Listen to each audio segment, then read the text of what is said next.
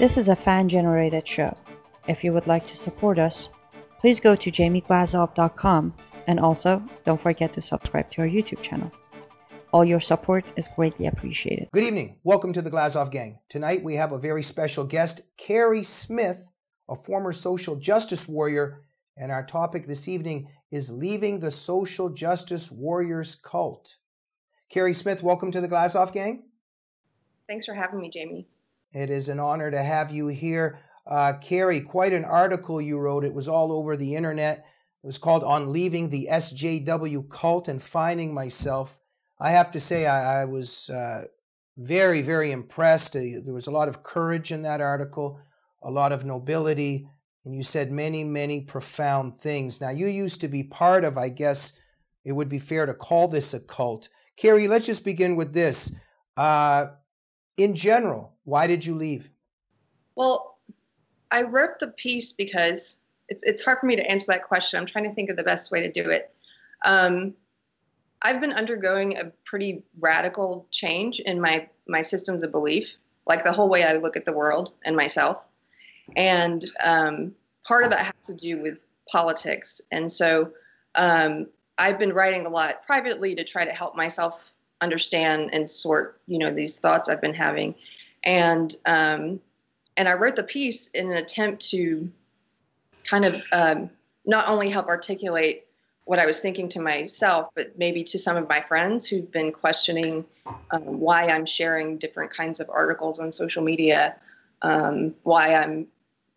some people thought I've become a right-winger, which I don't think I have. But so I wrote the piece as an attempt to explain that. And specifically, I wrote it the day that I published it on Medium. I had opened up my Facebook page, and I saw a post from a friend, and it's the one that I screen capped and put in the article.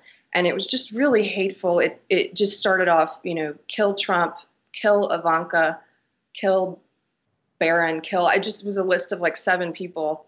And then it was sort of, I'm a tolerant pacifist, but enough is enough. And, I'm for everyone's freedom except you effing fascists. And so I thought that was kind of my breaking point in terms of wanting to say something. So I thought about responding to that individual person. And instead, I fueled it into this essay that I thought, okay, I'm not afraid to share this anymore. So I'm going to put this up and see what happens. And maybe it will help explain my evolving beliefs to some of my friends in a way that's hard to do through Twitter.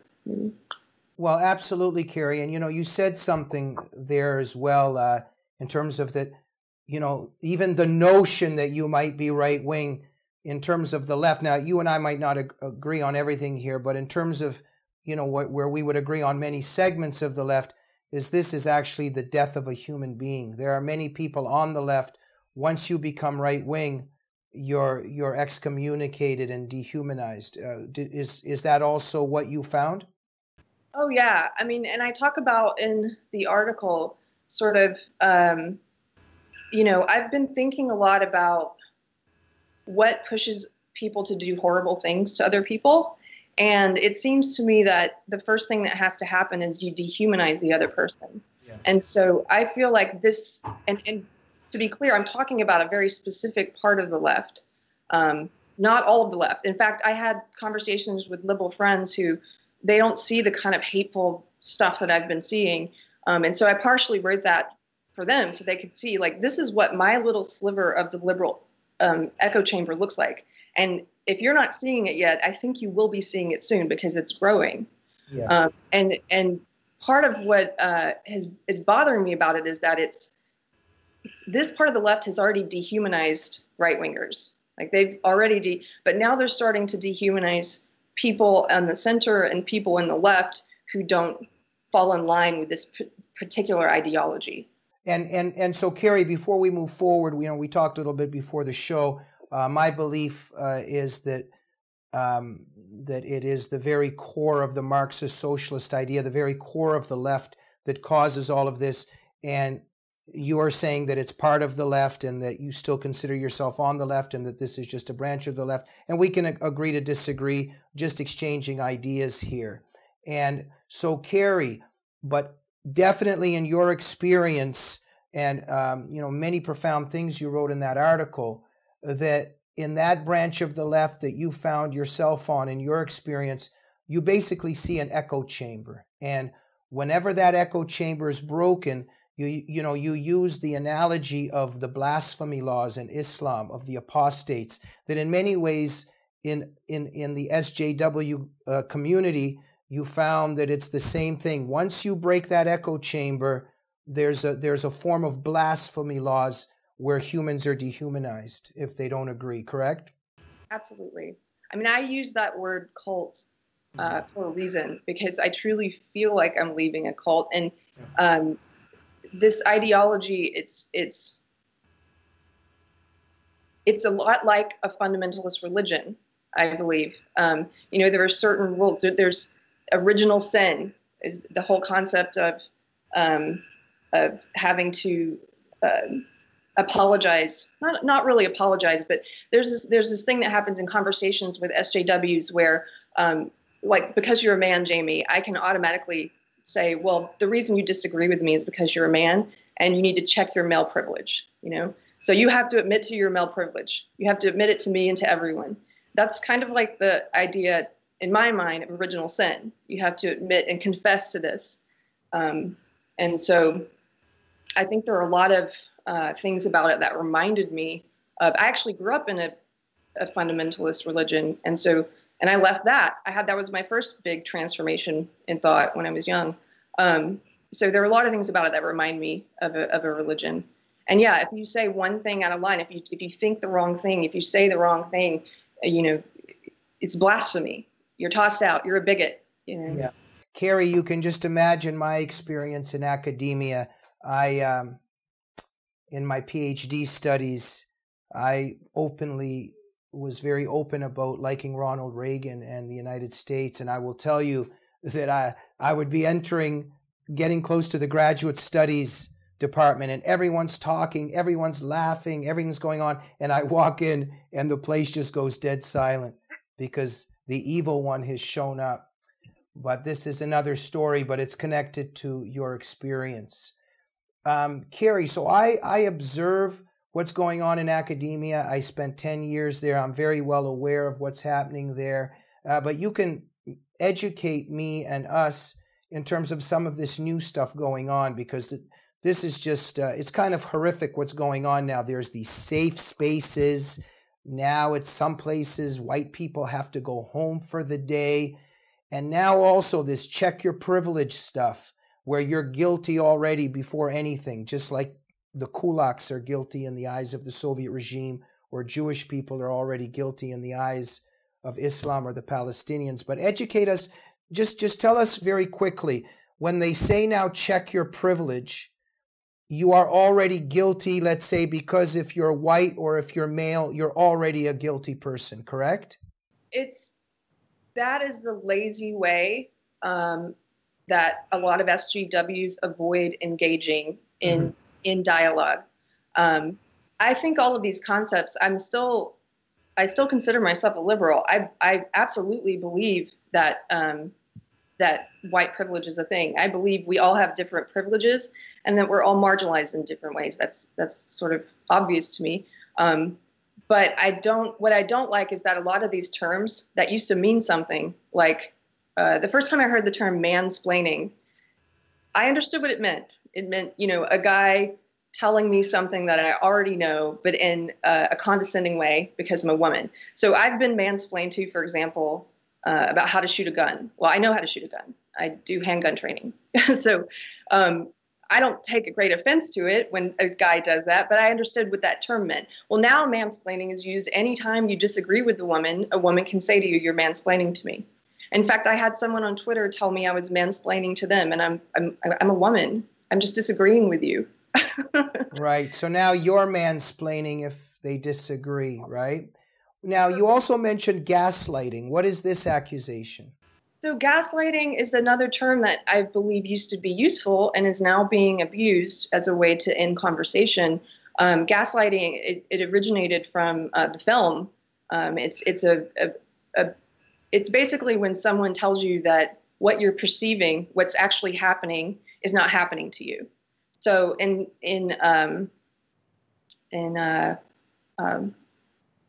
I think a lot of psychologists use the word with abuse victims, because this person's abusing you and they're telling you they're not doing it, and they telling you that they love you, and what you're perceiving to be happening is not happening, right? So that used to mean something. Well, now in conversation with SJWs, there's basically a whole list of, there's a whole dogma, there's a whole list of things that they can say to stop talking to you, and to assume that they have some type of moral superiority and that they have somehow won the argument. But all of it is a way to avoid making an argument. So I could say, you're gaslighting me because you disagree with me.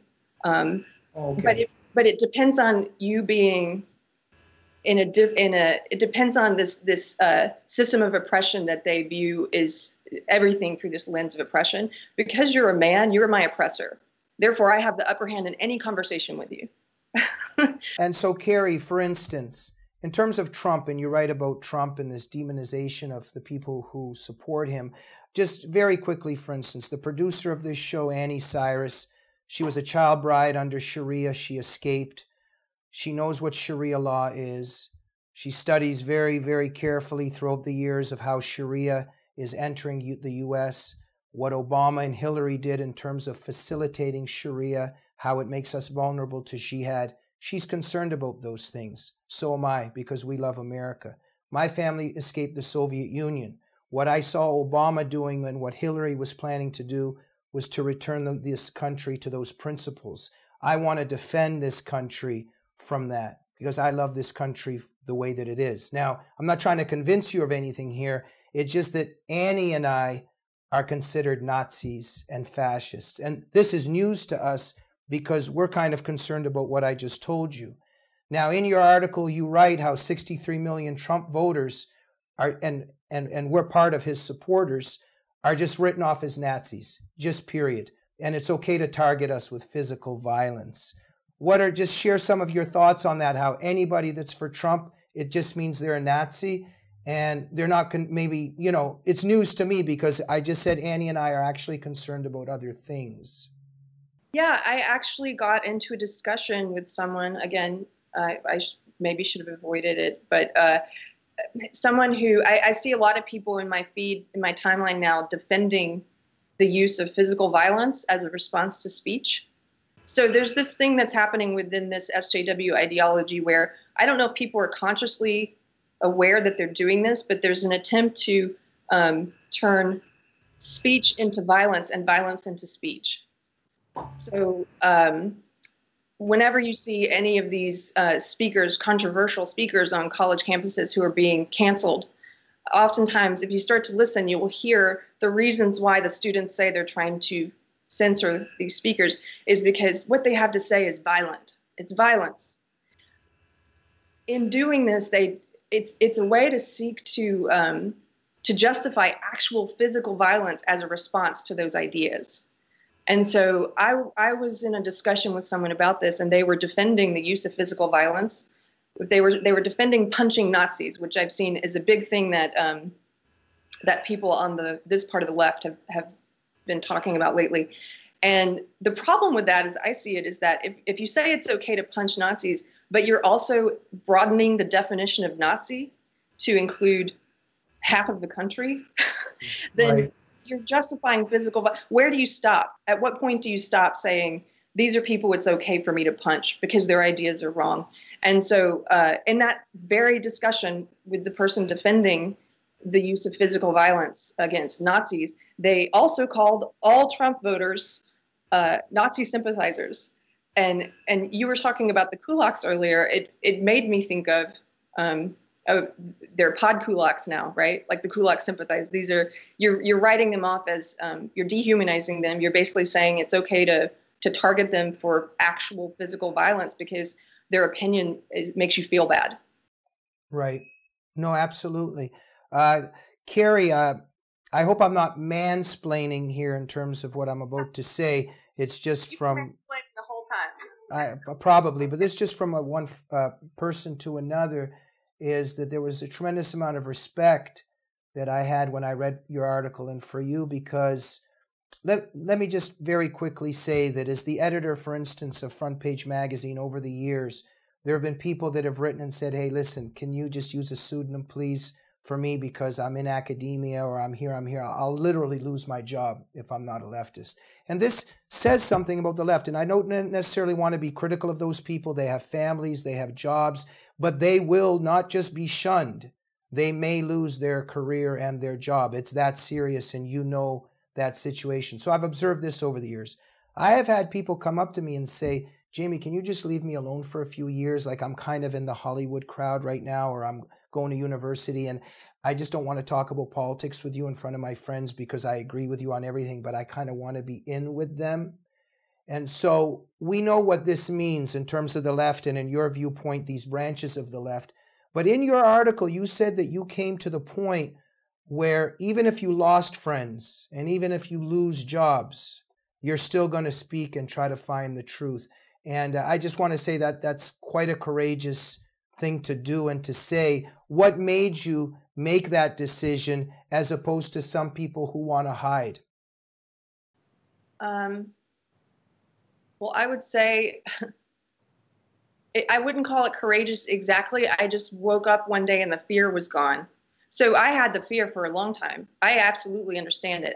Another reason I wrote the article was a few days before I wrote it, a friend had privately messaged me and told me that she found the kinds of articles I was sharing lately to be refreshing, and that she believed in free speech and that she wished that she could be more candid, but she works in entertainment and she was afraid she would lose her job. And I told her, and actually a surprising thing happened after I published the article. I've had numerous people on the left write me privately now and say, I love your article. A lot of it resonated with me. I'm too afraid to share it. Yeah, absolutely. And I tell them this, and I mean it. I understand the fear, absolutely. I work in entertainment. I had the fear of losing not just friends, but maybe clients, maybe job opportunities, the ability to work with certain people down the road. So that took probably about 6 months that I was undergoing this transformation of thought. That helped me quiet. But ultimately what happened was I woke up one day and I guess I was working on myself enough along the way that the fear was gone one day. And I don't know exactly what led to that, but it was gone. And once it was gone, and I've told these people who've written me privately, I'm like, I don't know how you get there for you, but once you do, it is so liberating just to be able to stop self-censoring.